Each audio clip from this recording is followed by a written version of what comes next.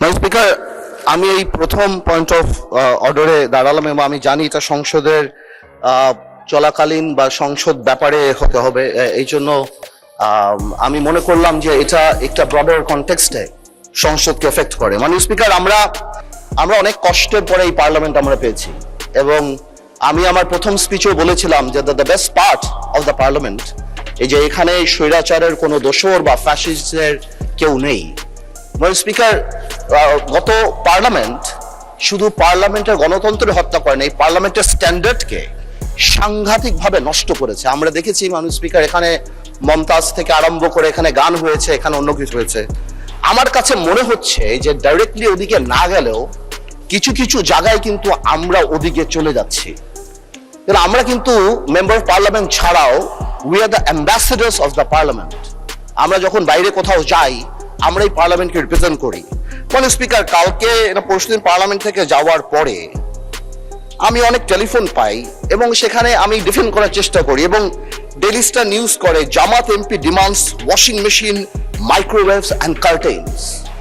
এটা আমাকে অনেক লজ্জা দেয় এবং আমি মনে করি এই পার্লামেন্টকে অনেক লজ্জা দেয় যে একটা মেম্বার অফ পার্লামেন্ট এখানে দাঁড়িয়ে যেখানে জনগণের কথা বলবে, যেখানে বিভিন্ন জনগণের দাবির কথা বলবে, সেখানে একজন মেম্বার অফ পার্লামেন্ট দাঁড়িয়ে উনি ওয়াশিং মেশিন পেল না, মাইক্রোওয়েভ পেল না, কার্টেন পেল, সেই ব্যাপারে দাঁড়িয়ে কথা বলবে। যেখানে আবার বলা হয় যে আমরা গাড়ি নিব না, আমরা প্লট নিব না এই ব্যাপারে, তাহলে আমার কাছে মনে হয় স্পিকার যে আসলেই যদি গাড়ি আর প্লট যখন ওনারা বাদ দিল তখন ওনাদের বুকের উপরে কত বড় পাথর চাপা দিয়ে বাদ দিতে হলো যে মাইক্রোওয়েভ আর ওয়াশিং মেশিনের জন্য এই পার্লামেন্টে দাঁড়িয়ে কথা বলতে হচ্ছে।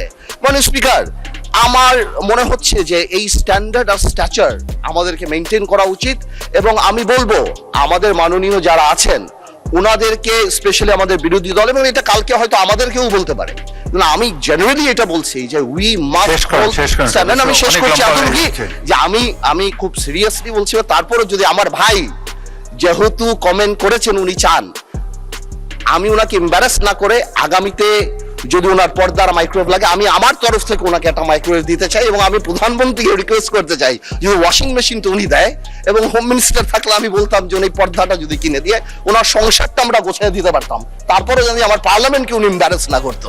আপনাকে ধন্যবাদ স্পিকার। যেভাবে আপনি একজন সদস্যকে অফার করেছেন তাকে দেবেন, এটাও তার জন্য একটি ডিসরেসপেক্টফুল মনে হতে পারে। উনি নিজের জন্য চান নাই, সকল সংসদ সদস্য যারা বসবাস করে সংসদের সরকারি বাড়িতে তাদের জন্য বলেছেন। শুধু এটা নিয়ে, এই বিষয়টি নিয়ে আর বিতর্ক না হোক, এটা আমি চাই। মাননীয় নেতা, এরপরে আর বাড়াবাড়ি তো দরকার নেই। বিরোধী দলের নেতা, আপনি তো এই সম্পর্কেই বলবেন তো? আচ্ছা, বলেন। মাননীয় সদস্য পয়েন্ট অফ অর্ডারে দাঁড়িয়ে যে কথাগুলো বলেছেন আপনি তো প্রথমেই নাকচ করেছেন যে এটা পয়েন্ট অফ অর্ডারের বিষয় না। 2 নম্বর, একজন সদস্য তিনি সবার জন্য একটা বিষয় চেয়েছেন। আপনি রাইটলি বলেছেন যে এটা হাউসে না বলে এটার জন্য কমিটি আছে ওখানে বললেই হতো, কিন্তু তিনি এইটাকে সূত্র ধরে আবার আরেকটা যে গাড়ি বাড়ি সব নিয়ে আসলেন। উনি তো আমি মনে করি একজন বিজ্ঞ পার্লামেন্টারিয়ান, আবার নিজের থেকে অফারও দিয়ে দিলেন যে আমি সব দিয়ে দেব। ওনার কাছে চাইছে নাকি কেউ যে উনি দিবেন?